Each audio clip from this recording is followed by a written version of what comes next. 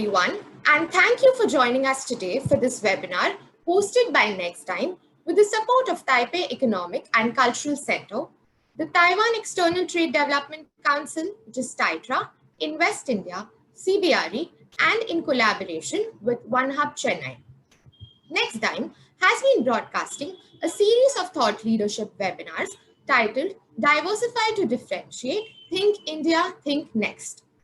This series explores business opportunities and various policies and incentives available for conducting and expanding business in India. Before we begin, please note that you are in listen-only mode. If you have any questions, please share them with us through the question box on the control panel.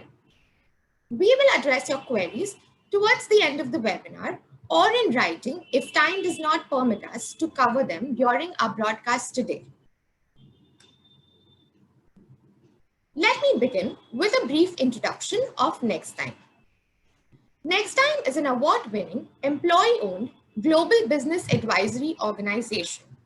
With experience of over 57 years, our teams have designed and specialized our service portfolio to support global businesses in their India entry and establishment journey, expansion strategy, business optimization, and regulatory compliances, among others.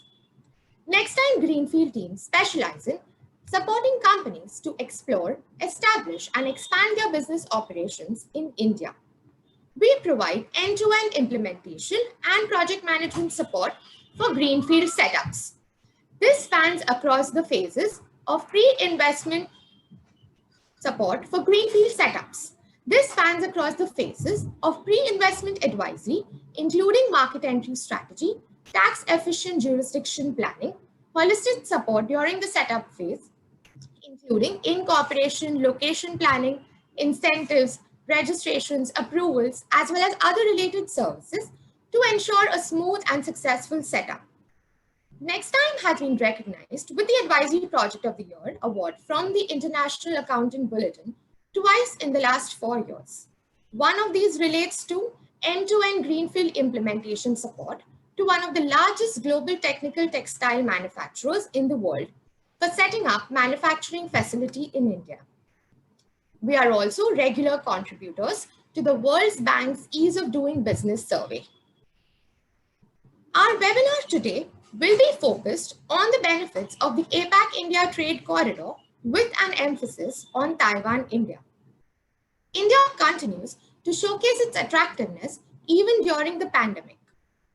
Many companies are evaluating alternates to reduce their trade dependence on a single country, thereby diversifying their manufacturing and supply chains with the help of countries such as India and Vietnam, among others. India, on its part, has been reasonably taking bold steps in its bid to attract companies that are searching for alternatives for their investments. Key parameters, namely the ease of doing business, reforms in FDI regulations, progressive macroeconomic landscape, R&D efficiencies, conducive social and physical infrastructure makes India a robust investment hub.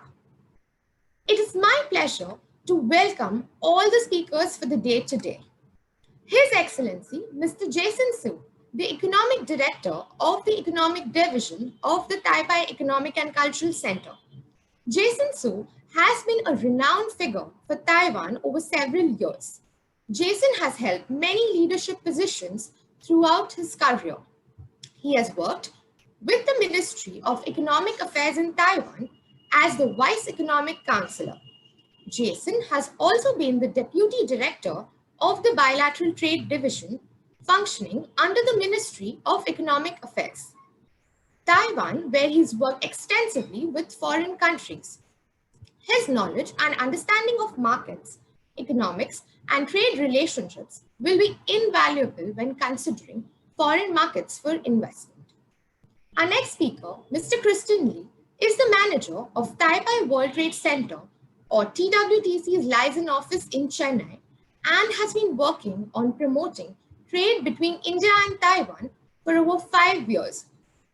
He was previously based in Taipei, working as a market analyst at Taiwan External Trade Development Council the non-profit agency running TWTC. The government of Taiwan and related chambers of commerce and industry established TWTC to promote Taiwan's trade and its major partners around the world. Mr. Lee has worked extensively in multicultural business settings. Before TITRA, he's worked across Sri Lanka, Indonesia, and other Southeast Asian countries as program officer and country coordinator for relief operations of the International Red Cross movement for over 10 years. Our next speaker, Manik Abod, a chartered accountant with an overall experience of 14 years.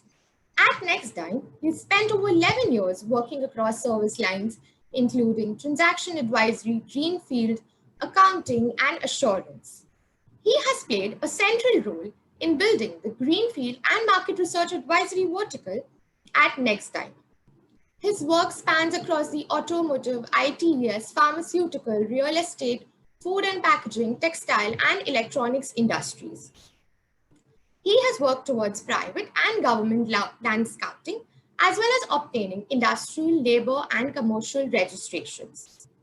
Manik has worked extensively with businesses entering India across CFO support, post-integrating advisory, project management, indirect taxation, due diligence, among others. We also have Dr. C. Wellen here for our session today. Dr. Wellen is a senior industry leader with over 25 years of experience in management positions across the real estate and infrastructure industries, has handled and headed various functions that include business development, marketing, acquisitions, property and facility management, related business disciples across CapitaLand, Trilinfo Park, CBRE, and ICOM. He holds a doctorate in civil engineering environment, MBA in human resource management, and marketing management, among other academic qualifications. Our next panelist, Mr. Karunakaran, has been with CBRE, the world's largest commercial real estate services and investment firm, for over 20 years, focusing on logistics and industrial transaction services. He's been leading CBRE's South Indian operations over the last 7 years. He advises logistics clients on real estate solutions from strategy to execution. He also works closely with national developers for land acquisition to cater to his clients' logistic requirements. Leveraging his multifunctional exposure and experience, he's won and managed varied assignments, including the leasing of built-to-suit industrial and logistic assets, express distribution centers, repair and return facilities, as well as land acquisition and disinvestment. Our last speaker for the day is Aju Anthony. He is the lead of Taiwan Plus desk at Invest India. Before Taiwan, he's also worked on strengthening investment relations in the Singapore-India corridor. He's also worked on technology commercialization under the Indian government's Accelerating Growth of New India Innovations initiative with the Principal Scientific Advisors Office. He's also worked on mapping India's innovation and R&D landscape for industrial adoption of homegrown technology. In his previous roles, he's worked in consulting space and banking space in India. His educational background includes an MBA in Public Policy and General Management from the prestigious Indian Institute of Management, Bangalore, and Bachelor of Technology in Electrical and Electronics Engineering. It is a pleasure to have this distinguished panel with us today. Before I invite the panelists to speak, we have a video message shared by His Excellency, Mr. Jason Su. Let us hear his video message.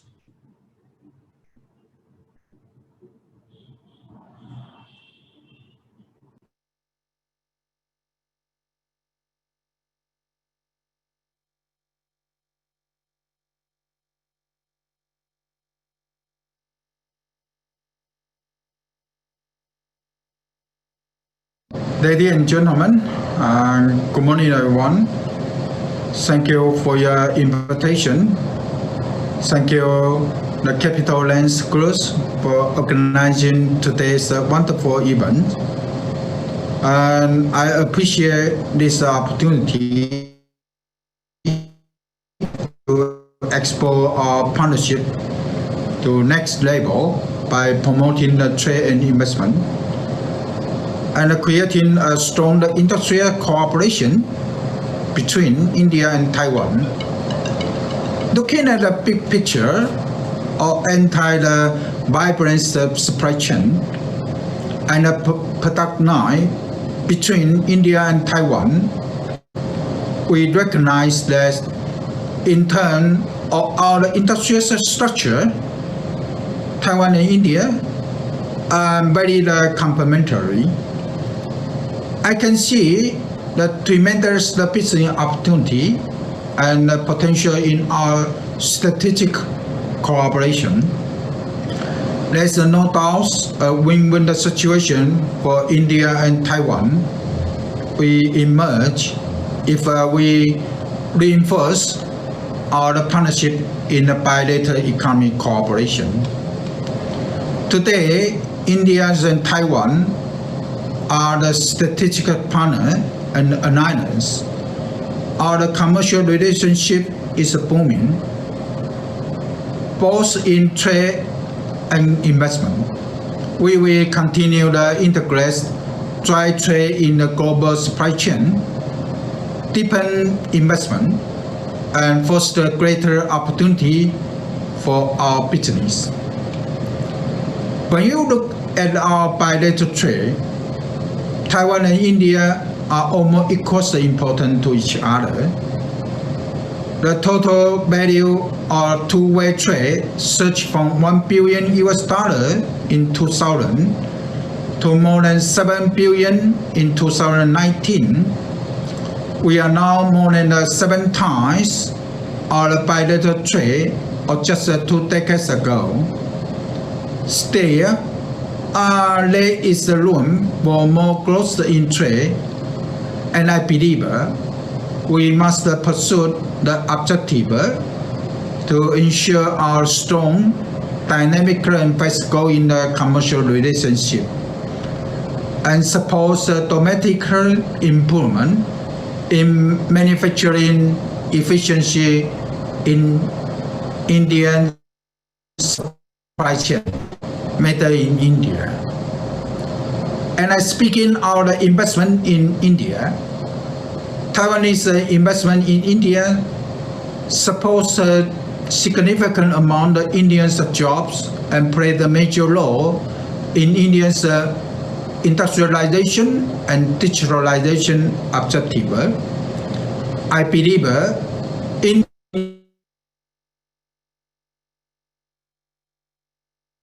2018 the bilateral investment agreement in a bid to increase our engagement with India.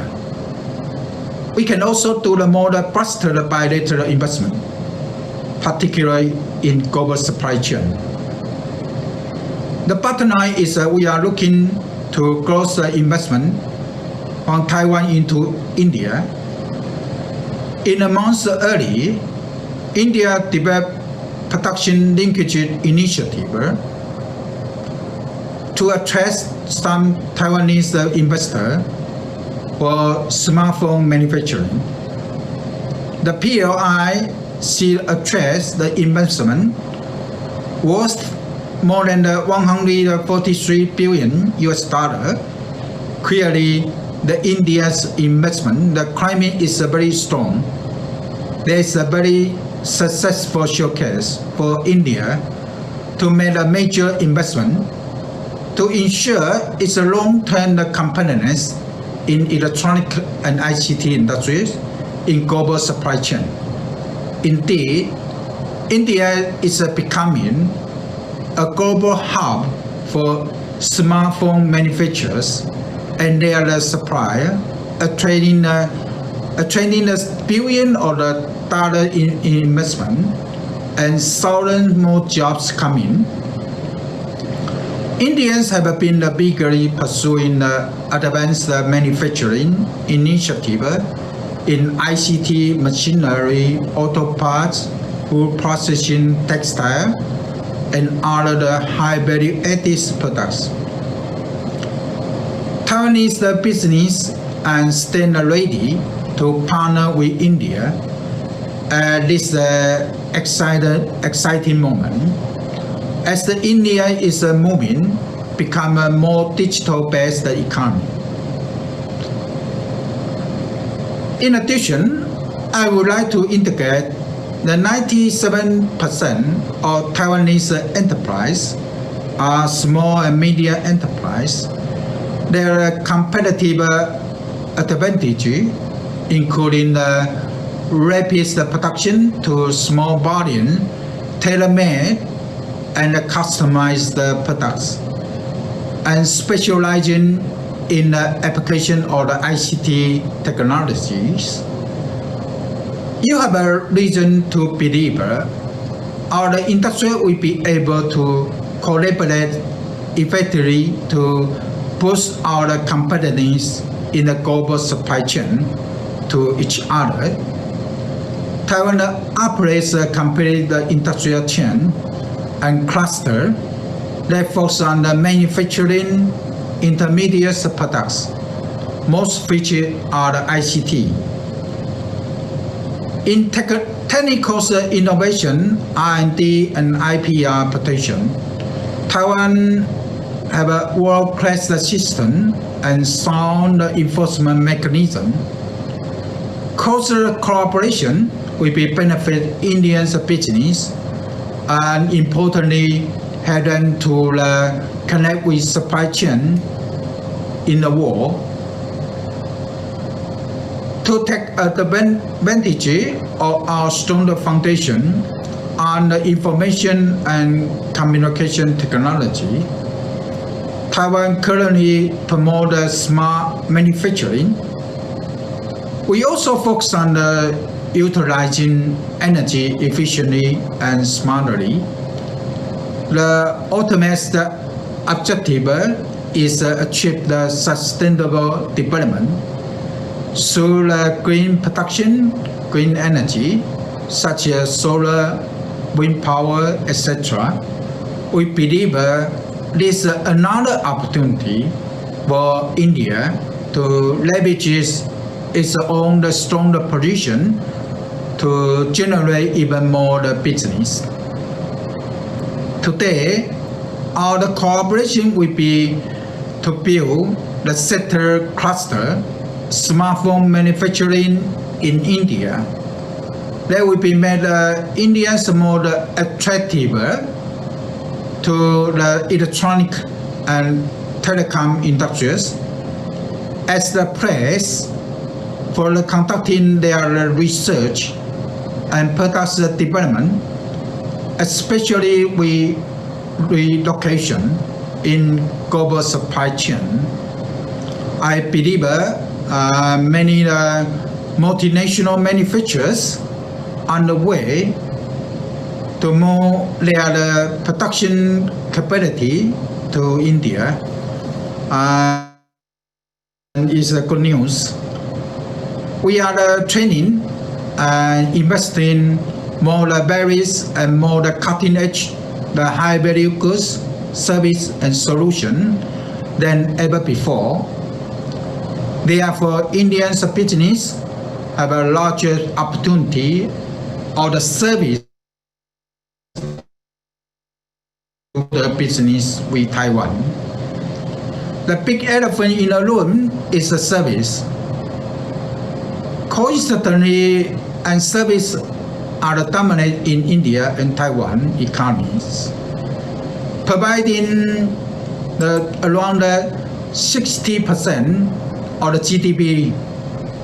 Service sector is a leading engine for economic growth to each other. They are the powerful intellectual way to promote the trade and investment because the industrial need and efficient and successful service sector. We can see a lot of business opportunity in the area, such as information technology, smartphone, smart factory, smart transportation, smart energy, financial service such as blockchain, e-payment, etc. This type of economic cooperation is a crystal clear win-win arrangement for each other, and we should do all, and we could support this economic engagement in service. I suppose everything in the pipeline. By depending and expanding our two-way investment, the trade relations we should be keep up to the next phase of the partnership. We will continue to remain our legacy of the economic cooperation, founded on the shared value, mutual interest, and mutual respect. And we will keep the India and Taiwan open for more business together. Thank you. I will start here. Thank you for your kind attention.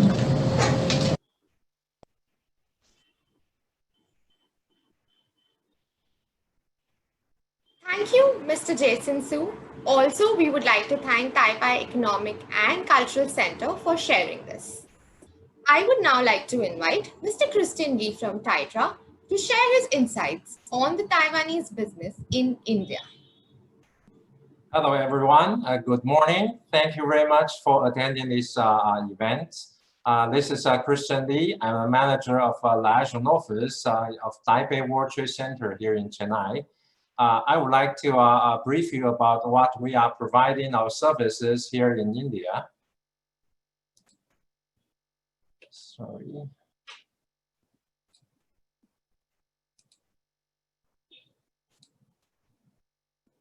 Can you see it?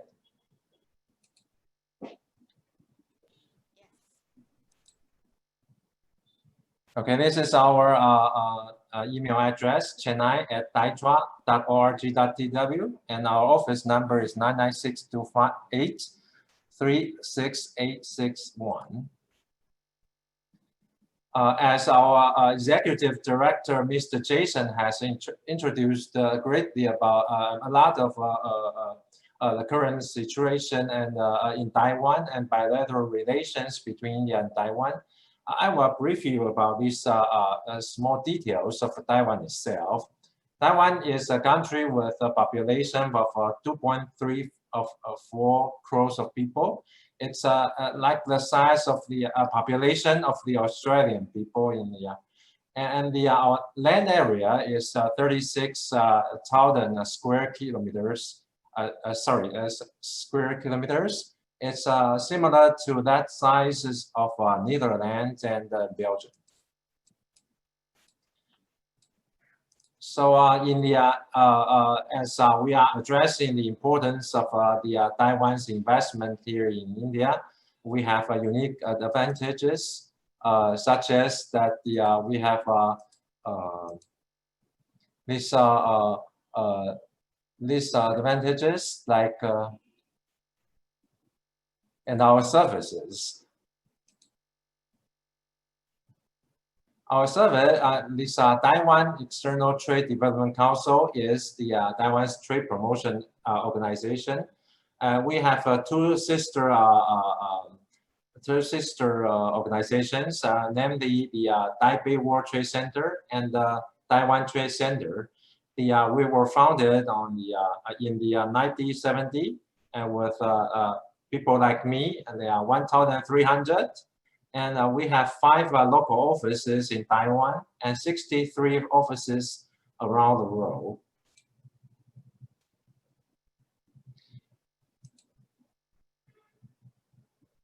Annually, we are supporting the, we call the Taiwan suppliers to explore their opportunities to export in these events. Like we organize more than 100 seminars with the 4,000 graduates from the seminars.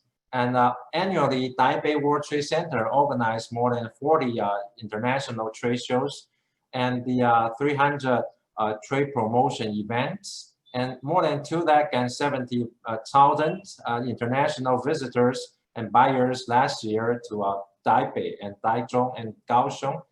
we have venues over there to show the to do the trade shows. So you can be seeing we have 4 major services like trade shows, as I said. We organize trade missions here in Chennai, in Bangalore, and we have 3 other offices in Delhi, in Kolkata, and in Mumbai to organize trade missions from Taiwan and then meet with local Indian buyers. And we also organize procurement meetings in Taipei itself for the Indian buyers to source proper Taiwan products and to provide a better, the product quality, to the Indian customers. And also we are promoting the emblem of Taiwan excellence. For the trade shows, as I said, this is a trade shows. We have a 2D online exhibition this year, like Taipei Cycle and Taiwan Expo in India, which will be happening in December month. There will be more than 100 exhibitors online to present their products to the Indian buyers. So you can be taking this chance to visit online. We are also organizing procurement meetings for the Indian buyers to meet with these 100 exhibitors online. Also, we have this TaiwanTrade.com website to help you to source Taiwan products. For the third part, I will be presenting this very shortly about the Taiwan's major industries. As you have known well that these Taiwan industries that would prevailing here in India, I would like to take a few minutes to introduce this anti-pandemic solutions ecosystem in Taiwan. As you know, that Taiwan is very fast in responding to the coronavirus pandemic since last January. Also our suppliers in Taiwan, they are very quick to compose anti-pandemic solutions. Like we have been organizing and doing these test kits that it was very fastly researched. And we just last month, in 25th of September, we got approval from government of India to export to India to the test kits. We also have very good Medicare services that we can be exporting to India itself. Like we all know that Chennai is our health city here in India. We can cooperate together for the future development. This event, I think that's quite of it for today's short presentation. Please feel free to contact us. Thank you. Thank you, Mr. Lee, for sharing your insights and setting the context for our discussion so aptly. Thank you. I would now like to invite Mr. Aju Anthony from Invest India, who will outline the opportunities for Taiwanese businesses in India and the support provided by Invest India for businesses entering India.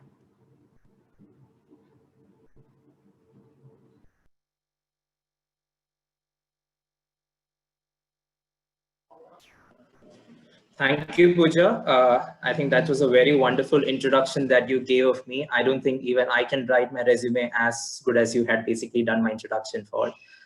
Thank you for that. And it is an absolute pleasure to be here with my esteemed colleagues, Mr. Christian and with Mr. Jason Lee, Mr. Jason Su as well. So my task over here is to provide the Taiwanese audience and the other dignitaries present over here India as a favorable global manufacturing destination. And I'm really touched by your theme of today's topic of discussion, which is basically the diversify to differentiate. And I would like to start by showing this particular information regarding India's opportunities, which is available presently. Now, by the year 2025, 24 sectors are going to provide diversity in opportunities for investors, and the gross value addition that all these sectors are going to together provide is approximately $5 trillion. And the government of India in the last 5-6 years have made immeasurable measures to promote and make sure that these sectors are not just accessible to the domestic investors, but also to the foreign investors. Just to say about the India as an economic powerhouse, India is the #1 global fintech adopter. India is the #1 in smartphone data consumer. India is the #1 in internet users. India stands second in many parameters like the global retail index, the global pharma biotech workforce. In fact, in this situation of COVID-19, India is going to be the factory of vaccines for the world. The Serum Institute in Pune, as everybody might be knowing, will be producing almost 25% of global requirement for vaccines by the next year. India is again the third largest economy by purchasing power parity, and also the third largest consumer market. There is also one unique fact about India that I came across recently, that India is also the largest English-speaking population on the internet and off the internet. That's very contradictory, but the thing is, that is the uniqueness of India. There is so much of diversity over here. India is a top market across all segments. Any foreign investor cannot ignore India, as it offers some of the largest markets, not just by domestic volumes alone. No industry can develop without the backbone, which is called infrastructure development. Coming to India's infrastructure plan, the government launched the National Infrastructure Pipeline, which aims to have $1.4 trillion of investment in the infrastructure space between 2020 and 2025. India is planning to add another 67,000 kilometers of road by 2025. India aims to add 619 gigawatts of energy generation by 2025. And by the year 2030, the renewable component of energy production in India is going to be 400 gigawatts. This is from just a little under 175 today, and that in the next 10 years, we are going to add more than 200 gigawatts of renewable energy capacity. In airport infrastructure and connectivity, India already inaugurated its 100th airport in the foothills of Himalayas last year. Our aim is to take 400 civil aviation enclosures by 2030. Railways, railway privatization, faster trains, the Vande Bharat Express. We never thought that India will have a homegrown semi-high-speed railway network, but we already have 2 semi-high-speed trains operating here in India today. Coming back to the macroeconomics, India took 63 years to add the first $1 trillion to its GDP. The second 1 trillion came in 7 years, and the third 1 trillion came in 3 years. Even with this COVID situation and the economy tanking, I know that the estimates are saying that India is going to grow negatively at 10.8%. But the sunrise over in this aspect is that by next year, in 2022, financial year 2022, the most conservative figures put India's GDP recovery at a positive 6%. IMF puts it at 8.8%. So India is going to bounce back and to be emerged as the world's largest and world's most leading economy in the world. In terms of cumulative FDI, it took 14 years from 2000 to reach the 300 billion. And the last 2 years, in just 2 years, it climbed to 681 billion US dollars. India still is the largest recipient of FDI in the world. Just to show, when the global FDI tanked by almost 1%, India's FDI, cumulative FDI, rose by 16%. And comparing some of our neighbors, India is outshining even our neighbors. In ease of doing business, this is something that's very impressive. From red tape to red carpet. This is the vision of our Honorable Prime Minister Shri Narendra Modi. He has laid out red carpet to investors, and from a very abysmal level of 142 in 2014, today we stand at 63. One of the biggest jumps in ease of doing business for any country in the world. India is the investment destination. Giving a short comparison between our neighborhood, India stands first in political stability, currency stability, quality of products, anti-corruption measures, low cost of production, strategic location, diversified export markets, and respect for IPR. In the 1990s, India was blamed to have a brain drain syndrome. But today, the reverse brain drain syndrome has made India the #1 R&D destination. There are 1,140 R&D centers in India, employing 90,000 professionals. This is not counting almost 800 central and state-sponsored research institutions dotting the length and breadth of our country.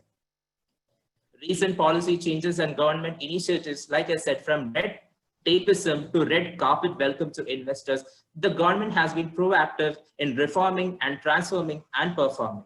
The government's mantra as on today is that there is no space for government in doing business. It is the business that should do business here in India. An attractive tax regime. In October 2019, we reduced the corporate tax structures, making India one of the countries with the lowest corporate tax structures and attractive for investors, both domestic as well as foreign. There is always a contention that, when India removed the India imposed the sunset clause on SEZ, special economic zones. But we came up with an alternative to providing for manufacturers in the form of manufacturing in bonded warehousing. To fast-track investments, Government of India has adopted 3 new measures. One is the Empowered Group of Secretaries, which is a high-level, timely decision-making body, which is chaired by Secretary DPIIT. The single window clearances, again, many approvals which is required, which took many days and months, can be now received at the click of a button. And also, the development of a project development cell, the creation of a project development cell in 28 different ministries and departments at the central level to coordinate various aspects of project implementation, from planning to execution to monitoring to grievance redressal. Now, let me just come back to my friends in Taiwan. There are 3 pillars on which India-Taiwan relations are going to deepen. One is Taiwan's new southbound policy, in which, to reduce its dependence on mainland China, Taiwan is looking into 18 Asian, Southeast Asian, and Australasian countries to invest. And under the reshoring program of the Taiwan government, there is a 1 trillion outgoing foreign investment from Taiwan in the next 5 to 6 years. India is the sponge which can absorb those investments and create as much as value and output to the Taiwanese investors. India also has strengthened its Look East policy, which was envisioned in 1991, and converted it to Act East policy. We always talked of transforming India. So it was transforming India, and today it was India now, and it is India of the future. And the Look East policy is to forge relations with our friends in East Asia. Within Taiwan, we have the highest developed institutional interaction through the India-Taipei Economic Consultation. We have the Industrial Collaboration Working Group between India and Taiwan. And there has been an MOU signed for industrial collaboration between India and Taiwan, where 21 sectors, 21 MOUs have been signed to deepen this relationship. Investment facilitation, just coming to my organization, since the formation of Invest India and the formation of the Taiwan Plus team, we had an indicated pipeline of almost $5 billion of investments coming from Taiwan, with almost 1 billion plus already grounded, employing almost 25,000 people here in India. If you still look, our pipeline still holds strong with 92 accounts at 8 stages of planning, targeting, facilitation, implementation, and issue resolution.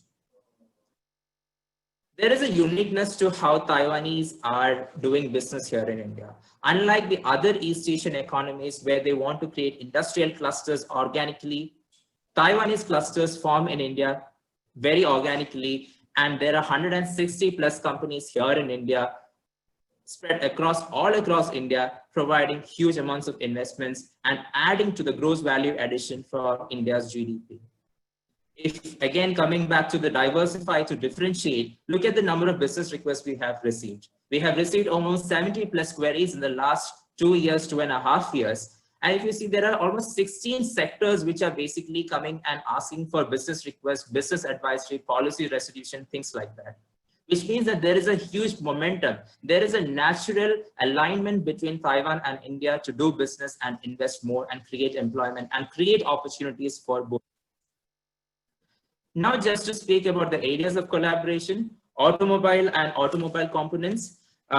To my understanding, there are almost 3,000 automotive related companies in Taiwan, and 75% of the products in Taiwan are exported. India is the 4th largest automotive market in the world, which means that there is great synergy on both sides. The Automotive Mission Plan 2026 aims to triple the industry revenue from the automotive sector. And as well as the National Electric Vehicle Policy, India aims to have 100% electric vehicles on road by 2030, which means that there is a great cooperation and synergy which India can have with Taiwan. So I invite all my Taiwanese friends to come invest in India and make your businesses grow. Electronics, I do not need to speak about Taiwan's progress in the electronics industry. 44% of Taiwan's outbound investments are in the electronic space. 80,000 firms is, to my understanding, operating in mainland China, with almost 55 of them operating here in India in the electronic space. There is ample opportunities for growth, and with schemes like PLI scheme, which is launched by the Ministry of Electronics, there is huge opportunity for the electronic sector to grow here in India. Coming back to energy, Taiwan is the world's 4th largest solar-powered batteries manufacturer. India's aim is to have 400 gigawatts of renewable energy by 2030. There is huge potential and market opportunity and requirement to store the amount of energy which is being generated. Here again, I invite the Taiwanese companies and my Taiwanese friends to come and do business here in India. The food processing sector, India hopes to have 8% of its gross value addition from the agriculture sector and the food processing sector. Given Taiwan's relatively limited agricultural land, I think it's less than 2 million acres, Taiwan is hugely dependent on imports of ingredients and feed, and India can be that market which provides this inputs, raw materials and inputs for Taiwan. The textile sector, the cloth and apparel sector in Taiwan is highly export oriented. There are 4,255 textile manufacturers in Taiwan as of 2019. India is the largest producer of cotton and jute and the 2nd largest exporter of textiles and apparels. I don't think there is any question of the synergy between India and Taiwan in this space as well. The startup ecosystem, according to the Global Competitive Index, 2018 and 2019, Taiwan was #1 in the Asia Pacific region and the 4th in the world. A big congratulations to the Taiwanese. India, on the other hand, is the 3rd largest ecosystem of startups with almost 80,000 startups.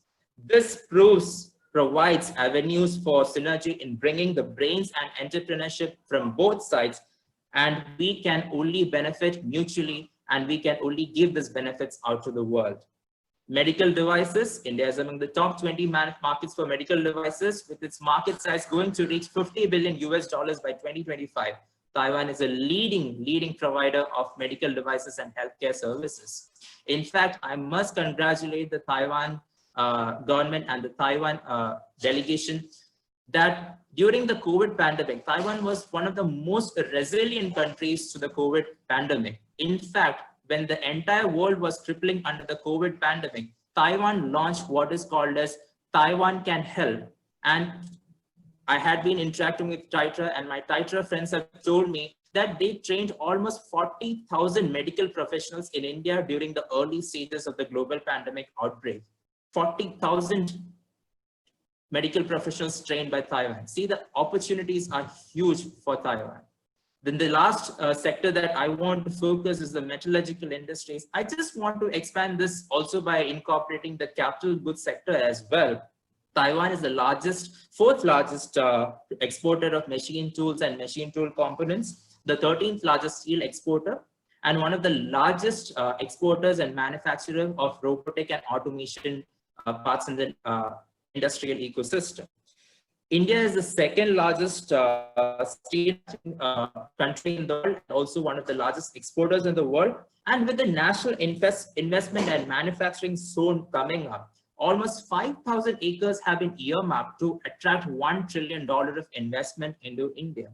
And there is, I wish of the 1 trillion outgoing foreign direct investment which Taiwan is earmarking under the new South policy and the reshoring program. I wish at least 50% of them should come to in India, because we are friends, we are partners, and we can do great things together. About Invest India. Invest India, my my parent organization, is the National Investment and Promotion Facilitation Agency. We are a pro bono organization, which means that all the services that is provided to both domestic and foreign investors here in India are pro bono, free of cost. As on today, we have received a little close to 2 lakh business requests, spanning 37 states and union territories from 117 nations and under 40 sectors. Our investment pipeline currently is $168 billion. We work with almost all foreign missions and agencies. TriTra and Invest India have a very special partnership, because in October 2018, an MOU was signed between Invest India and TriTra for the creation of the Taiwan Plus Desk in Invest India. And I'm happy to be the lead of the Taiwan Plus Desk and addressing the audience for today. Under the Taiwan Plus Desk, it is a one-stop solution to facilitate Taiwanese companies for doing business here in India. Our team is basically quite strong. Mr. Phil Chang, the economic advisor in GECC Delhi, is also part of our team. And it has been great working with the Taiwanese till date. And I hope to invite, and I hope expecting that this relation is going to get better and better in the coming days. With that, I want to conclude my presentation. Thank you. Over to you, Pooja. Thank you, Mr. Anthony. I'm sure that the members of our audiences are happy to know about the support provided by Indian authorities for the incoming investors. We now have Anika Bhatt from Nextime on the platform to highlight the key considerations for businesses for doing business in India.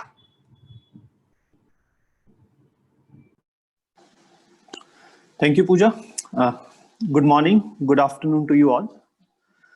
My fellow speaker from Invest India has already shared some good insights on India attractiveness. I will try today to supplement to what has already been spoken and share deeper insights on the overall scenario of India business ecosystem and select few sunrise sectors. Talking first about India, numerous factors contribute to India's journey of becoming a favorable business destination. Liberalization of Indian regulatory framework has enhanced India's attractiveness among foreign investors. The reforms pushed by government in recent years have made it much easier for companies to do business in India. This, supplemented with various incentive schemes granted at regional and federal level, has complemented the attractiveness and has allowed sustainable growth. It is impossible not to be impressed by India's sheer size.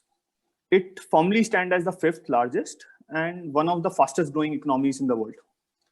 India's pool of natural resources has amplified India's attractiveness, and it is emerging as one of the destinations which leaders are looking at while they are looking at geographical diversification.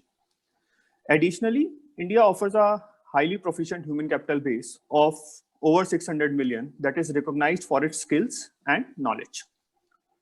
Equally important is India's stable financial, political, and judicial environment. The same provides comfort to businesses that they can count on scalability and growth. Global business leaders have started leveraging India's attractiveness. In recent times, we have heard investment from Walmart of over 22 billion, Amazon of over 10 billion, Facebook invested 6 billion, and Google invested 4.5 billion. This shows India's attractiveness despite and during the current pandemic. Next slide, please. India growth story is banked on its rising economic growth, consumption-based economy, digitization measures, progressive reforms, and increasing FDI. India is gaining edge over other destinations, primarily because of large fiscal incentives and subsidies provided to support new investments, legal protection of intellectual property rights, which is critical to any innovative business, rapid simplification and digitalization of governance structures. India's global competitiveness is constantly rising with respect to its ease of doing business ranking, growing market size, growing economy, and supporting infrastructure.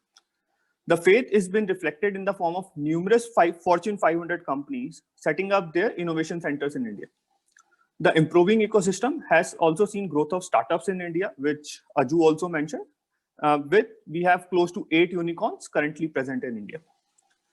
It shall be noted that India has been the topmost global FDI destination over the last year, despite the slowdown due to the pandemic, signaling to the world that we are ready to host international businesses. Umar, next slide, please. India is seeing growth across sectors. In this section, we will focus on some key select sectors that have immense growth opportunities. Few of these were already highlighted by Aju, but I will try to supplement to what has already been spoken. Electronics manufacturing in India has seen speedy growth due to increased demand of smartphones, reduction in telecom prices, and improving domestic manufacturing capabilities. Electronic industry is expected to grow to USD 400 billion by 2025. Currently, the industry is dominated by mobile phone segment, which accounts for 42% market share, followed by industrial electronics and consumer electronics. India's improving manufacturing capability helped raise our share in global production of electronics to over 3% during 2020. On the incentive side, government announced an outlay of nearly 6.4 billion USD for building a robust manufacturing ecosystem for electronics. In accordance with the phased manufacturing program and national policy on electronics launched last year, government has set a target of producing 100 billion USD worth of mobile phones by 2025. Electronic manufacturing clusters are being promoted in every zone and region of India, with 20 out of the 28 states setting up greenfield electronic clusters. Due to the government trust in these sectors, we are already seeing few major investment in this sector by key players, and it is expected that India will consolidate its position as a global manufacturing hub for electronics in coming years. Moving to the next sector, healthcare. Healthcare is rapidly evolving globally in wake of pandemic, and India has been no exception. Indian healthcare ecosystem currently witnessing considerable government investment and large-scale structural reforms. From a policy standpoint, healthcare is expected to be a big driver and a catalyst for growth in India. Healthcare industry is expected to reach USD 372 billion by 2024. Growth will be primarily driven by upgrades in medical infrastructure and changing lifestyle. Medical infrastructure is expected to pose an expenditure of nearly USD 200 billion by 2022. The SAD shall improve healthcare delivery system in India for sure. In addition to improving the infrastructure, government is also coming up with few large-scale initiatives, say National Healthcare Production Scheme or Ayushman Bharat, which are becoming major boosters for growth in healthcare industry. The launch of National Healthcare Production Scheme aims to make healthcare available, accessible, and affordable to the economically weaker section of the population. With over 500 million targeted beneficiaries, Ayushman Bharat is the largest healthcare reform ever undertaken by the government of India. The scheme so far had an outlay of close to $200 billion, and more than 23,000 hospitals are part of this largest scheme, healthcare scheme. Healthcare will be central to the country's economic growth. With progressive reforms and digitization, sector is poised to grow rapidly in coming years. Moving to the next sector, food processing. India is one of the largest producers globally. We are the global leaders in milk and spice production, while we rank second globally in fruits and vegetables, as well as fish production. It is expected that food consumption in India will triple over next few years, and the food sector is expected to grow to USD 1.2 trillion by 2025. Currently, the processing levels in India are quite low, and only 10% of the total food produced is processed. I repeat, only 10% of the total food produced is processed. Wastage of fresh produce is nearly around 40%, which is quite high. This statement in itself shows multitude of opportunities present in processing and food infrastructure in India. To talk specifically, cold chain market is evolving and still has a lot of scope for further growth. Domestic and foreign players are investing to take advantage of the opportunity in cold chain sector, which also has incentives linked to it. Government of India has started operating mega food parks across India. 18 are already set up and 19 are under implementation. 23 out of the 28 states in India will have this mega food parks. In terms of incentives and subsidy support, the central government has introduced Pradhan Mantri Kisan Sampad Yojana with an allocation of approximately USD 900 million. The scheme is expected to leverage investments to the tune of $4.7 billion and benefit nearly 2 million Indian farmers. It is expected to generate direct and indirect employment of over 500,000 people. Moving from sectors, Umar, next slide, please. Moving from sectors to key initiatives of the government and incentives offered by the government for new setups. PM announced amidst the pandemic, Atmanirbhar Bharat, that is self-reliant India. The idea behind this thought is to make India self-reliant by inviting all to set up their manufacturing operations in India. Atmanirbhar Bharat is not meant to promote isolation by erecting trade barriers. Rather, it seeks to make Indian economy robust in the long run by scaling up manufacturing, accelerating infrastructure development, attracting investments, and promoting a consumption-led growth. The government recognized that the business ecosystem relies on strong infrastructural capability and supporting infrastructure. Keeping that in mind, the government announced incentives of over USD 24 billion to construct roads, highways, airports, and railways. This shall surely increase the reach of buyers as well as sellers. To ensure smooth entry into India for investors, the government is working on creating a single window setup for industrial clearances and approvals, and is also parallelly working on creating a land bank for which 6 states have already given their consent. Government has also announced sizable incentives for key select sectors, which I think we have already spoken about, hence I will not repeat here. In addition, I think all the incentives listed here are initiated by the government with a simple thought of bolstering the business environment and making India a favorable destination. Umar, next slide, please. In this slide, we have listed some of the fiscal incentives which could be of interest to businesses setting up in India. To start with, Government of India provides a capital subsidy of 35 to 50% of the project cost in select sectors for companies looking at setting up businesses in India. In addition to this capital subsidies, certain state governments give more broad-based incentives linked with production of up to 40% of investment for businesses setting up within their states. The incentives are given more for investments in select thrust sectors of the state. Corporate tax for new manufacturing facilities is reduced to 15%. Moreover, there are tax exemptions available in certain sectors for up to 15 years.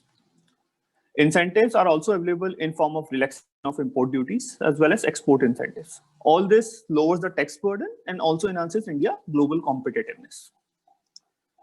Select states are also working towards new incentive to promote investments in their region. For example, Maharashtra has introduced schemes that reduce registration timelines by implementing zero permission for new setup through a single form. This incentive can provide much relief and support during the initial phase of setting up. While we all agree that there are definite opportunities available with India as a destination, the above financial consideration shall surely help investors in making their India plan feasible, or at least make them put some thought to consider India as a destination for their next investment.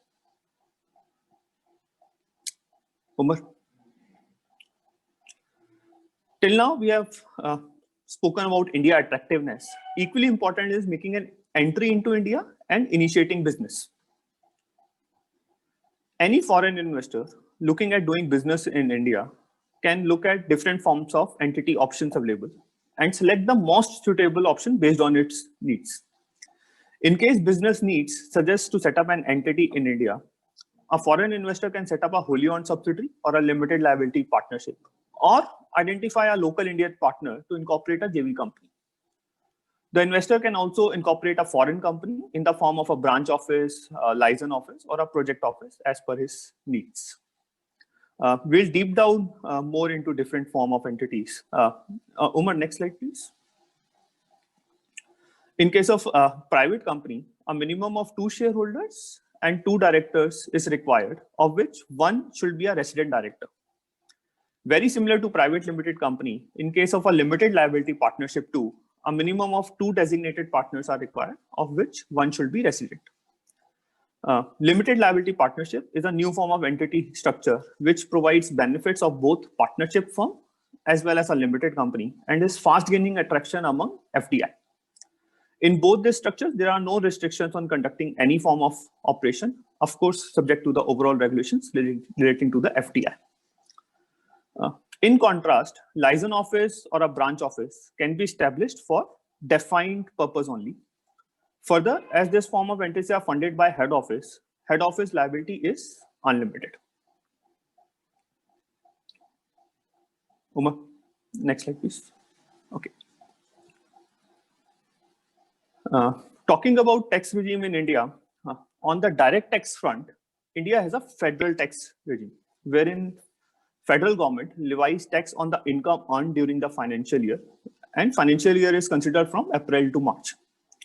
As mentioned earlier, India has decreased the tax rate to 15% for new manufacturing setups in India. And this has surely made India more competitive among its peers in terms of a global destination for investment. In case companies are not looking at availing this benefit of 15%, the tax rate goes up to 22% or 30%. To make India more in tax environment more competitive, government has also recently removed dividend distribution tax earlier levied on companies. That is, there is no tax on distribution of dividend by the companies, and they can do it without paying any taxes. In terms of compliances, very similar to any other country in the world, Indian regulations also require corporates to make few regulatory filings every year, which are not that cumbersome and are quite manageable. Moving to indirect taxes, in 2017, government implemented the much awaited goods and service tax, which is called GST in India, whereby all the different indirect taxes were summed into one, thereby bringing one nation, one tax. The GST tax rates range from 0% to 28% currently. And in terms of import, one has to pay custom duty in addition to GST, which ranges from 5% to 40% based on type of goods. That's all from my side. We'll be happy to support companies looking at setting up in India and work along with them in making their India plan feasible. Thank you. Pooja, over to you. Thank you for sharing this comprehensive outline on doing business in India, Manik. Now, to add to one of the most critical considerations for businesses, which is the physical infrastructure, I invite Dr. C. Whelan from OneHub to share his insights on the necessity and potential for industrial infrastructure in India. Dr. Whelan? Omar, stop sharing the screen.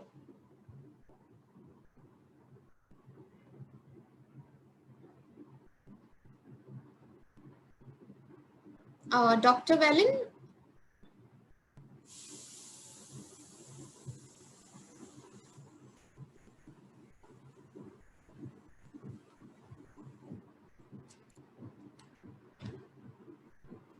Velan, I think you're on mute.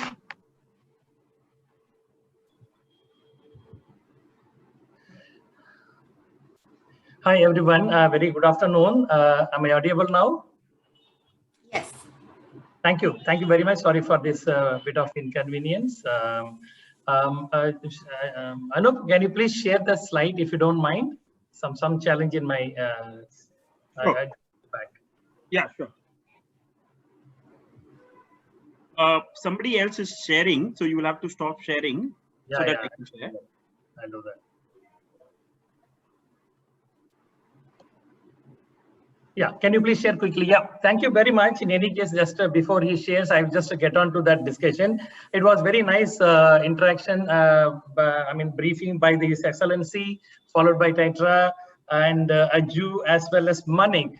They have already spoken mostly on various relationship between Taiwan and Indian entities, how this can build the relationship, various sectors, like for example, food processing, electronics, telecom, renewable energy, textile, medical, and various other sectors where we can able to build the relationship.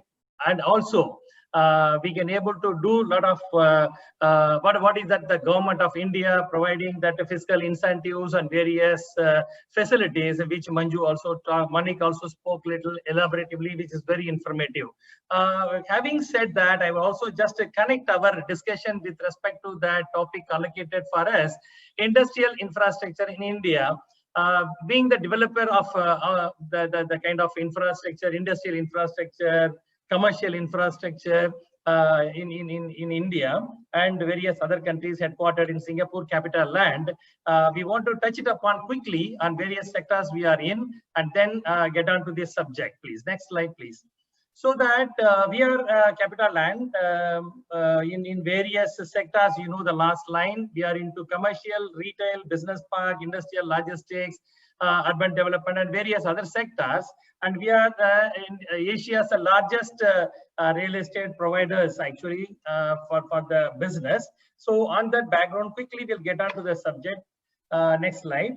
See, when we are talking about industrial infrastructure, I thought actually we will also cover a little bit of where we are with respect to that industrial growth. What are the facilitating factors that requires for that industrial growth? The one which we all know, as Aju was also highlighting, the infrastructure development, which is more critical for industrial growth. We all know. We will just touch upon on where we are in the last 10 years, how much we have reached in terms of infrastructure. If you look at it, this is where we are in the last 10 years. If you look at it, we have cargo traffic doubled about a billion tons actually in the last 10 years. And we have spent almost $1.1 trillion in the infrastructure sector last 10 years alone. And if you look at that, there are 12 major and 200 minor ports in India. There is the railway network. If you look at it, about 67,000 kilometers, almost 7,300 stations. We are also having metro projects. We all know almost all the cities in India has the metro rail projects have been completed, and some of the things are next phases are also happening right now. We have about 4.6769 million kilometers of a road network, including 82,000 kilometers of national highways in India alone. Actually, we have 5 industrial corridors identified, planned, and launched in the last 10 years. And what is that is happening in the next slide? We can see what is that the infrastructure plan for the next few years. If you look at it, we have so much of similar kind of development. So one of the initiatives which is like a logistics sector, the country is proposing in a large way, and we are also having the proposal of almost $212 billion worth of road projects in the next 2 years. We have almost we can talk about a lot of other infrastructure, transport infrastructure, telecommunication infrastructure, railway infrastructure. All those things are planned in the next few years. I don't want to talk about it because most of the things were also covered by Aju to some extent. And also Karuna is also going to talk about in various other matters. So I will get into the straight away that infrastructure side actually. If you look at it, the way Manik also highlighting, we have a major GDP share of about 14% in manufacturing side. as against the countries like Taiwan, Japan, which are at 30%, 20% respectively, as per the World Bank report. However, when you look at that, the population of India is almost 1.3 billion right now, and it is going to grow to the extent of 1.5, 1.6 billion in 2036. When you look at the Indian population, vice, if the contribution of a manufacturing sector in the GDP compared to other countries like Japan, Taiwan, and other, we are very, very comparatively lower. I cannot say it is very low, comparatively very low. So what is that is looked at actually is that the government's initiatives, as Manik was also mentioning, lots of fiscal incentives and all those benefits are passed on to the extent of making this manufacturing sector growing to the extent of in line with Taiwan and Japan kind of, the percentage contributions. If you look at India's customer, see, McKinsey is well-known research, we all know. This morning also we have attended one session in the International Green Building Council conference. It was held this morning where Vice President Venkaiah Naidu was launching, being Executive Committee Board member in IGBC. I was also there in the function. He specifically highlighted few things. I'm very happy to share this because it is also related to Taiwan relationship in this conference. The Taiwan India Green Building Council is also part of one of the 8 overseas green building councils participated in the event today. And the way the relationship between Taiwan and India is not only on the business, not only in the culture, not only in other things, but also in the sustainability focus. But having said that, what are the areas we have the common interest? If you look at it before going to the slide, I just want to touch it upon on Taiwan and India relationship in sustainability. Various areas like renewable energy, you talk about it. When you talk about it, a lot of sustainability common goals. We have signed up many MOUs between. So if you look at it, sustainable focus is between these two countries is very strong. Okay, coming to this slide.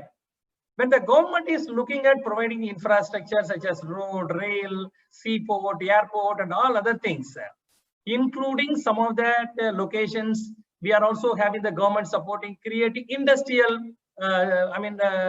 belt also. Of course, it is not that they don't do it. However, as we were also listening this morning that the Vice President was mentioning, it is not government alone can do everything, which can facilitate the process of providing this kind of industrial growth, industrial development, and all those things in terms of land and other things.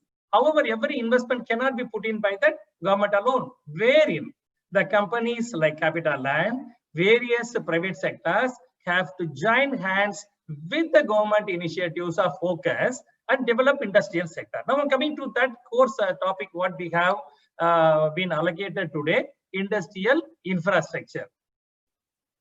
Industrial infrastructure is not just a kind of development of road, drain, water, and sewage treatment alone. My dear friends, it is very, very critical one which one has to look at it carefully. It is not just like that providing a road or rail train connectivity. This has to take care of the end users' requirements. It includes, it has to be sustainable. It has to be having a lot of water, power, and every kind of infrastructure and amenities available for the end users. That is the factories who are going to be built and operate over there, and the community live over there. It has to be a work, live, play, and learn kind of environment, which is what is called, we call it as built environment. It is a very, very critical phase where the government has come up with the private sector to join hands with them and provide this kind of infrastructure.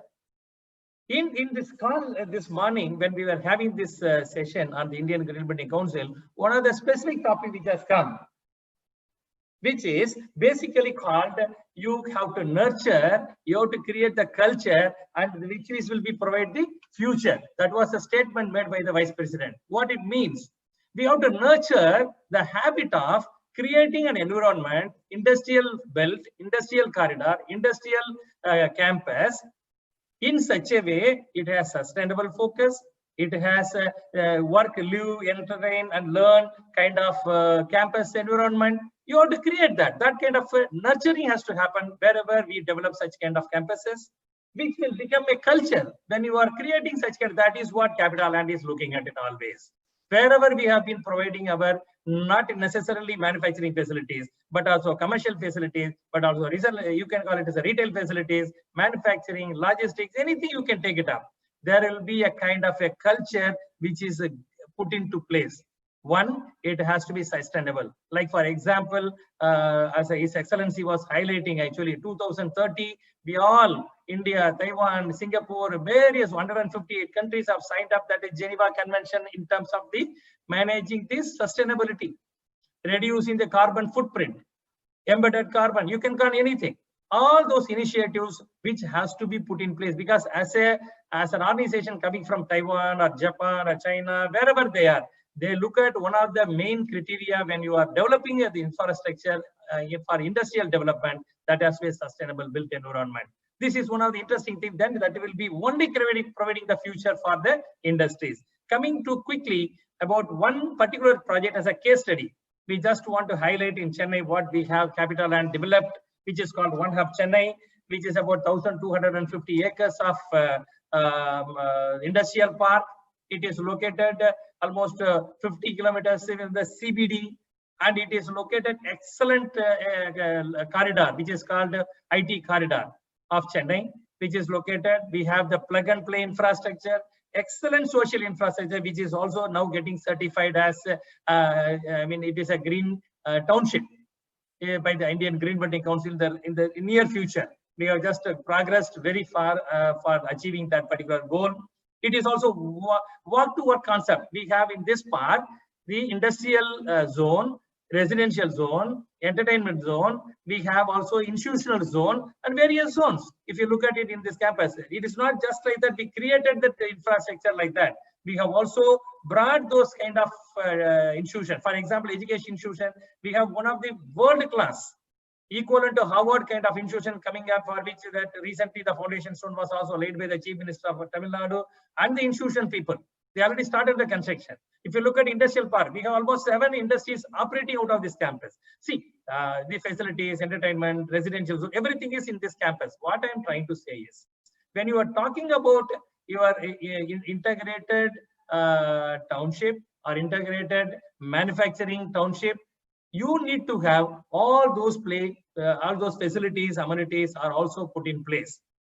If you look at this corridor, see what are the frequent complaints we get from manufacturing sectors: the power, water, and the waste. It can be a liquid waste, it can be a solid waste management. If you look at all these 3-4 categories or issues, if you address in the beginning of the project, in the conceptual stage itself, then those things are going to add value to that particular operating companies. I'm very proud to say, my next colleague, Karuna, is going to talk definitely about the demand, supply, all those things. That's why I'm not touching this actually. But when you look at this infrastructure growth by the government in all sectors, road, rail, port, and all those things, when the private sectors like CapitaLand, and we have envisaged long ago, 10 years ago, what is that the demand will be in India. And accordingly, all the initiatives have been taken up, not only in Chennai, in other places also. If you look at in Chennai, we have a logistic park. See, as Karuna was also talking informally with me some time back, see, it is not only the industries or manufacturing companies are looking at a simply infrastructure, manufacturing infrastructure, just giving the land and this one. They are also looking at the buildings are also built for them sometime on the lease model, like commercial offices like that, which is called built to suit factories. So we have logistic facilities, we have manufacturing facilities in CapitaLand. There's a separate vertical working on that. Fantastic planning is in place, end-to-end facilitation services. That is what we provide in CapitaLand, not to pamper on CapitaLand's initiatives or strength. That is what that is required in India today to attract the manufacturing companies from various countries, which is where we are all on the right direction. As Manju, Aju, and the Excellency and Tetra colleague spoke, we have very good opportunities in India for attracting that manufacturing companies, not only on various other services sector, but also in the manufacturing sector. When we focus on these areas appropriately, which we are committed to, as a capital and company committed to this will be the future that is going to be driving this nation's growth, obviously, because manufacturing sector is a permanent sector, traditional sector, conventional sector, old generation industry, whatever you can call it as. Next to agriculture sector, manufacturing sector is pulling that GDP upwards, which is going to be the reality in the future also. Thank you very much for the time allocated for us. And I think we will be listening to Karuna also. We will be having a lot of insights for us. Thank you very much. Next name, and as well as Taiwanese and Chaitra team for facilitating this conference. Thank you once again. Thank you for your insights, Dr. Vellon. It was very, very informative. Building on to this base, I would now like to invite Mr. Karuna Karan from CBRE to share his insights on the industrial market in India and various real estate options available to businesses. Thank you, Pooja. Thank you, Pooja. And thank you so much for Nextdem and CapitaLand for providing this opportunity for us to be part of this panel. Thank you so much.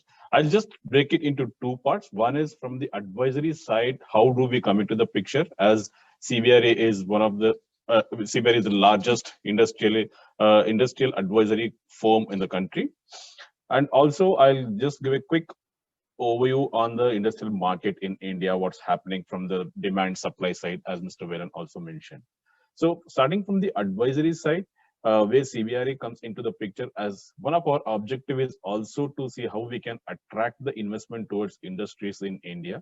And with that, we work with all the stakeholders, whether it is a state and central government and the occupiers as well as the developers, work with them in advising them what kind of industrial investments are coming in and how we can support them. To start with central and state government, we work with them in terms of advising the location, infrastructure, policy side. We have been part of the panels in some of the state governments to advise them what kind of industrial policies to be laid out, what kind of incentives to be put in over there, and what is the expectation from the occupiers, since we have the visibility towards occupiers also, so to a certain extent. So when we're working with the occupiers, primarily we advise them in terms of the city selection and the location selections, and also taking a step ahead from Invest India, what they have been advising the clients in terms of sectors and the incentives, etc. With that background, when they come back to the country to look at the city location and what type of industry they have to set up, we work with them in the advisory over there. And talking about with the developer side, how do we work with the developers? We also work with developers, giving some kind of feedback in terms of what kind of requirements coming in, what kind of sectors are looking at, how to design the parks, and how we can work with them in creating that infrastructure. So again, one simple example is 1,200, 1,400 acre land parcel with the developer. So we work with CapitaLand to put it in the sectors, make it as a sector oriented and also clusters. It could be an industrial cluster, it could be electronic, electronic, and also some of them for the logistics, etc. So basically, we are developing something which is more design, coming from the demand oriented. And also we work with fund companies who are interested in looking at investment towards industries. So where do we come into picture? We advise the fund companies to look at the proper investment, and we help them to deploy their funding into the industrial developments here. So we have been advising some of the fund companies to partner with large developers in India in developing this kind of infrastructure and industrial facilities. So that is primarily what we do from the advisory side. How do we advise the clients, occupiers, and the developers and fund companies to get in the investment towards the country? Then talking about a quick overview on the market. So we had a fantastic year in 2019. The total absorption for 2019 was almost 32 million square foot of space put together between logistic and industrial space. And we also started 2020 with a good note, with a lot of pipeline and business start happening in the first quarter of the year. Of course, we know what happened beyond that. To a certain extent, the requirements were pushed for some time with a lot of physical challenges of people not moving out and lockdowns, etc. But one good part is even those period we had good business happening from the logistic companies looking at short-term requirement as well as planning their interim businesses. But now what we see, then we are all looking at new normal moving ahead kind of situation. What we see now today is again the long-term requirements on the drawing board. We see people talking about their long-term approach, talking about mid to long-term, what should be the approach in terms of future requirements and the size, etc. So which is a good part. We have been part of some of those discussions to understand the requirements. Of course, then once that is more formalized, it will be out in the market for execution. So which means the market is moving in the right direction. We see good requirements coming in, probably end of this year and early next year, we'll have those out in the market. And talking about the supply side and the demand side, supply side more importantly, yes, initially we were dependent only on the state government for land allotment to build, where the corporates or industries to come and buy land, build and operate. But today, as Mr. Veeran also pointed out, developer like CapitaLand coming into the picture, they're creating world-class industrial infrastructure for companies to come and operate. It is not only on the capex model where they have to buy land and build. Today, a lot of flexibility available in that. They can look at the build to suit model wherein developers are interested in investing the extent of infrastructure, what the company is looking at, customized to their business on the basis of the rental model and lease model, which is a good, welcoming approach from developer for industries to come and set it up. And also the other model, what everybody is looking at, apart from buying land and building today, developers are offering the land parcel for lease model, where corporates and industries can lease the land on the long-term model and start building their, industries over there, which is also a kind of helping a corporate and industry who's looking at starting from short to mid-term approach, right? So those are all again advantages. And also talking about other 2 points, cluster, what is that available today from the business point of view, taking care of the incentives and looking at the long-term point of view. If any industry is looking at setting up operation, it could be like special economic zone, or domestic tariff area, or export oriented unit, or even if you're talking about free trade warehouse zones, all kind of categories and clusters are available from the private developers today, over there for companies to come and set it up over there. So these are all some flexibilities what is available for any industry who wants to look at setting up their operations in India today. So net, what we are talking about here is opportunities are big. Industries are looking at strongly moving towards their long-term approach, and for their need, to meet their need, developers are providing various solutions in the various models, in various clusters to meet their business needs. So overall, we are saying even the industries, even Taiwanese companies who are looking at setting up their operations, we have all kind of support available from here. Of course, Manik and Aju spoke about the incentive part and what is India, what is the infrastructure available, etc. I'm not getting into that. Only from the real estate point of view, there is a huge amount of flexibility available for industries to come and set up their operations by private developers coming in and deal models, changing from the typical approach of buying land and building it. So that is what I have here to talk about. Thank you. Karan, for explaining these possibilities and options to our listeners today. This really helps round up the discussion carried out by the panelists so far.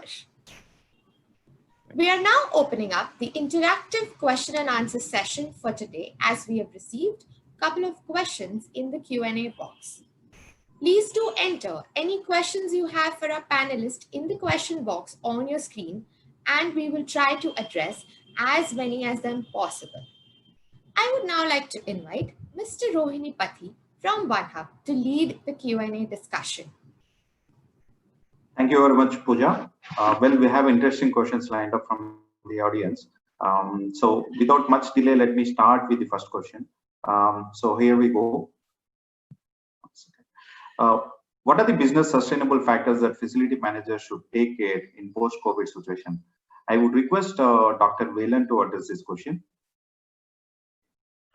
Basically, the one statement that will take care of this initiatives by everyone to take with respect to any kind of sector, it can be manufacturing, it can be commercial sector, is that touchless solutions.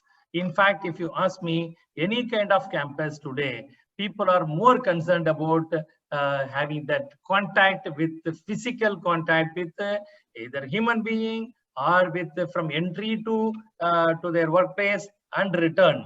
Even it can be a lift or escalators, or it can be washrooms, or it may be of their own office door, anything. The fear is that, because fear means it's a cause, root cause for this kind of COVID is that kind of locations to be taken care. So touchless solutions is one word answer to that. However, to expand that, actually, if you talk about there are thermal scanners which are available now, not physical alone, it is automatically, you can pass through, you will be scanned actually.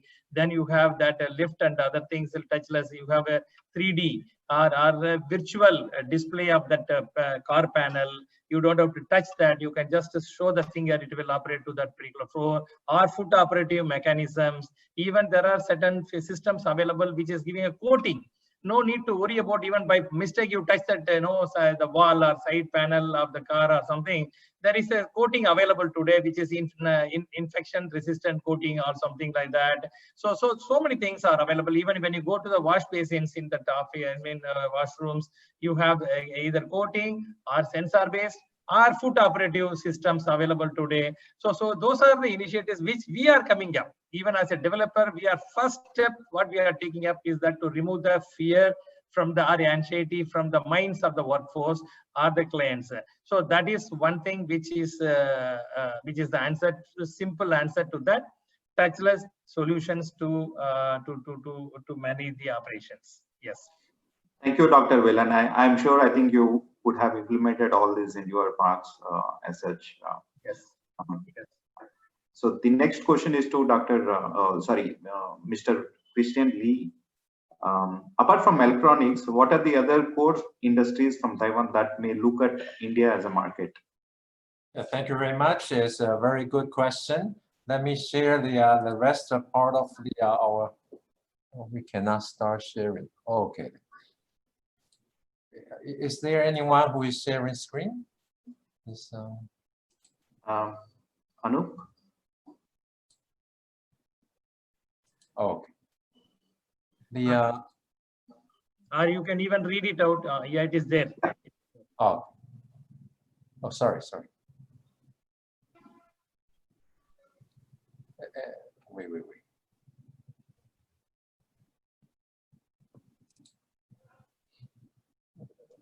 Do it again. Here.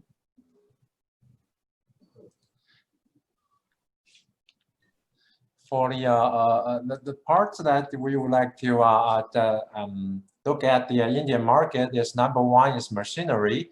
As you can be seeing that 80% of the products produced by the Taiwan machinery companies, they are exported. The annual output is 3,664 crores of US dollars.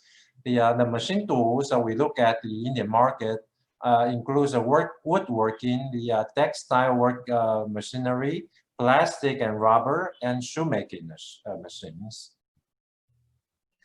And these machineries are especially they are fitting into the needs of the Indian market in the smart manufacturing industry 4.0, and you need the customization and eco-friendly designs. So and these industries include ICT, and then after sales service we can be providing, and I mean the Taiwan companies can be providing, and we have competitive prices.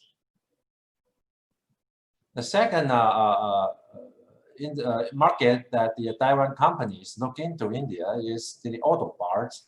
Like here in Chennai, we are the second biggest automotive hub here in India. So many Taiwanese people would like to export their auto parts in collaboration with local agents and distributors. Like Million Hats, we have and these CNC machining tool centers, and these are very important machine tools that all this Make in India policy needs. You see, every kind of things that has to be made in India, we can provide. Actually, the market size of India in machine tools is like that in Taiwan itself. So I think it's quite possible in that near future that the auto parts, especially for the machines and for making auto parts, and the procurement of certain parts of the automobiles can be achieved. Thank you very much, Chris. I think there is one more question to you from the audience. So what kind of services or solutions do you provide to Taiwanese companies wanting to set up manufacturing unit in India? So this is a particular question to Taitra. I think if you can address Chris. Yeah. Okay. As I shared in the beginning, that the Taitra's solution to provide to the both the Indian buyers or clients and the Taiwanese companies, that it's a single window contact for the people who would like to come to the Indian markets. We are providing this first the trade shows. We invite Indian buyers to go to Taiwan to take this a view of these Taiwan products. And then second, we are organizing these trade missions to India itself, which we are inviting the major players like OneHub and the CBRE to lecture in the trade missions, so you can be getting in touch with these Taiwan suppliers to look for. But first, they need purchase orders. It's all like that, right? Thank you very much, Chris. In the past, I think there were like a couple of Taiwanese companies which were into machine tools, and Christian Lee, I think he has recommended some of the manufacturing hubs within Chennai and Tamil Nadu to those Taiwanese companies, and we facilitated them to gather the information. So I'm sure, I think you will be providing similar services for the Taiwanese companies which are looking at India as such. And moving on to the next question, I think this is more relevant to Mr. Manik. So let me read out the question. So we learned about electronics being one of the key sunrise sector in your presentation. What is the status of investment in this sector? These sectors. Okay. Yeah. Okay. So government is pushing for investment in this sector and is extending support by way of various schemes, which I presented during my presentation. The push is already showing some results, and we can see Apple's major global contract manufacturer, say Foxconn, Wistron, Pegatron, as well as its competitor Samsung, has already started setting up their shops in India, or they have started making new investments. The investments in this sectors are not only limited to big players. We are also seeing a lot of component manufacturers following these big players and setting up their shops or manufacturing facilities in India. Increase in custom duties by government in last few years on electronic components primarily has pushed these small component manufacturers to start looking at India. The vision of Indian government to make India global manufacturing hub for electronics, I'm sure it's bound to attract more players into India, and we shall show more investment in this sector in coming years. As I mentioned, so of course the investments have started happening, but we can see more such happening in the future. Thank you. Yeah, thank you, Mr. Mani. Let me go to the next question. I think this question is more related to Karunakaran. I think it talks about ready land and ready built factory. Let me read out the question. So today, being era of ready land and ready built factory for a quick setup, is India prepared for this challenge to meet the demand? How is the opportunity for Taiwan industry as such? Thank you, Rohim. Yeah, definitely. As I mentioned during my conversation, today we are looking at various models coming into the play, not only the typical land acquisition and building their own factories, and also recognized developer like Capital Land coming into the play with creating large infrastructure across the country not only in Tier 1 city, also in Tier 2 cities. Definitely, there is a huge opportunity for Taiwanese companies or any companies to come and set up their operations in not only about buying land and doing build-to-suit transactions with the developers. So typical examples, in fact, we have worked with another group of CapitaLand in Chennai, wherein we have worked with a corporate end user client who wants to set up their large operation. It is a manufacturing plant. And here in this case, developer has gone ahead and created the infrastructure not only on the land and building, they have also worked certain amount of tenant improvement over there, which is customized to the client. So where I'm coming from is today the investment pro developers are there in the country developing this infrastructure, going beyond their land and building, as Mr. Veeran also pointed out, creating customized infrastructure for the client. And on the transaction side, the deal model side, on the CapEx, apart from the CapEx model, looking at the OpEx model for them to facilitate the, starting their operations in India is available. So answer is yes, and it is available, and to the quality of the expectation and from the quality developers, today we can create those infrastructure.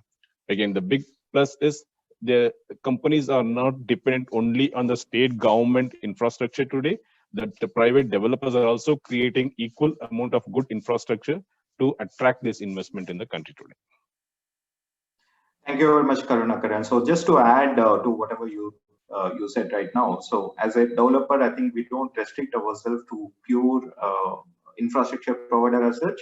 So when a Taiwan company or any other company from abroad, they look at setting up in India, so we facilitate their business right from guiding them what kind of approvals they have to take, what kind of company they have to set up in India. We take complete control and facilitation to these companies to set up quickly. So we don't restrict ourselves as an infrastructure developer as such. We look at ourselves as a service provider. Yeah. So those kind of services are available for Taiwanese companies to set up in India. Thank you very much, Karunakaran. Absolutely. So moving on to next question. I think this is more related to ease of doing business. I will show this question to Mr. Aju. Is there any key reform that Indian government has taken in the recent past to improve the ease of doing business? Can you highlight some of the key reforms, Mr. Aju? Well, excellent question, Rohini, on that. But as you know, ease of doing business is a competitive scoring matrix which comprises of 10 parameters. It's a little tough for me to choose one specific policy, which is basically aiding the ease of doing business in exercise, which the government of India is pushing further. But if I was supposed to choose my favorite top three, the first one that I would choose is basically on starting business in India. For example, a lot of redundant and obsolete laws have been completely scrapped. That's why I mentioned also during my presentation that the policy is changed from red tapeism to red carpet welcome to investors, whether it is for external international investors or for domestic investors. This is the change attitude. If I want to quantify the change the government has started taking in 2017, I think 1,200, close to 1,200 redundant laws and obsolete laws were basically scrapped. In 2019, the government followed up with another 58 obsolete laws and redundant laws scrapped. Then the thing is that just to make sure that the investors have a much better relationship with the government, they created investment promotion agencies, the central government, which is Invest India, as well as there are investment promotions agencies at the state levels. Guidance Tamil Nadu, example for Tamil Nadu, Industrial Extension Bureau, which is basically Gujarat. So a lot of things. So these basically took the time frame that is required for starting a business in India to significantly reduce, which took maybe months and years. In certain states can start business in just a matter of 30 to 45 days. And certain, clearances or regulatory approvals are deemed approved if the word doesn't come from the authorities or bureaucratic side. So that's the number one I would choose as my favorite policy reform. The second, if I would say, it is basically trading across borders. When I say trading across borders, I'm talking about both the international as well as the interstate trade of goods and services as well. GST is one example. Of course, there is basically infrastructure and, IT related issues which is coming up with respect to GST, and certainly, much more smoothing and ironing out of the differences needs to be there. But that has been like, a big aim towards realizing a one nation, one tax regime, one nation, one tax, one market. So you can produce in Tamil Nadu and you literally have the entire subcontinent available as your market. So that's actually one of the great reforms which the government has taken. And third thing, although it is still being tried and tested out, but I'm a big advocate because I come from the banking sector and I know how difficult it is with NPAs and stressed asset, the insolvency and bankruptcy code. So those are my three favorites when I talk about the three pillars when I talk about improving the ease of doing business here in India. Thank you very much. Thank you very much, Mr. Raju. I think over the period of time, we have drastically improving our ease of doing business rankings, and with the much more reforms in the pipeline, I'm sure that we'll do much better in ease of doing business rankings going forward, and that will give easiness for the international companies to set up more easily in India and operate without any hurdles. Thank you very much, Mr. Raju. Okay, still there are some more questions coming up from the audience. However, in the interest of time, we'll take them offline. With this, I think we'll end the Q&A session. So I would like to really thank the speakers for their very insightful presentations and speeches. We really acknowledge that both the countries have so much to mutually benefit from. Taiwan as a country is very strong in sundry sectors such as electronics, EV manufacturing, machine tools, and auto ancillaries to start with. At the same time, India, with the huge consumption base, is hungry for these products, quality products. When I say hungry for products, I think we are looking at quality products, which I think Taiwan as a country can offer to Indian market as such. I would also like to tell you a small incident that I have encountered during our recent visit to a Japanese manufacturing facility within Chennai. During the explanation by the company's official, we were told that the machinery is from Taiwan. And on probing further, the company's official told that the quality of Taiwan machinery is very good. And at the same time, they are inexpensive when compared to German make or Japanese make. So this is truly an eye-opener for us. So we always think that we have the products from Germany or Japan to be quality products. India, as a Indian buyer, we always look for value driven products, but Taiwan has a very good value proposition, a quality product with inexpensive price. That is what Indians are looking at, and this is exactly what Indians look for. I can also notice that there are more and more acceptance to Taiwanese products in India, be it auto components or auto ancillaries. So we hope we can come together and create a great story ahead. I thank the organizing committee for putting up such a wonderful session. I thank the speakers for bringing wonderful insights to all of us. I also thank the audience for joining the session and making it an interactive session. It is an absolute pleasure to have you all here, and we'll catch up soon. Thank you. Over to you, Pooja. Thank you, everyone. If you have any questions in line with discussion today that we were unable to address due to time constraints, we welcome you to share them at thinknext@nexttime.com, and our team would be happy to respond offline. Across the globe, we think next at Next Time and invite you to do the same. We welcome your feedback on today's presentation. Be vigilant and stay safe. Thank you and goodbye. Thank you. Bye-bye. Thank you. Thank you.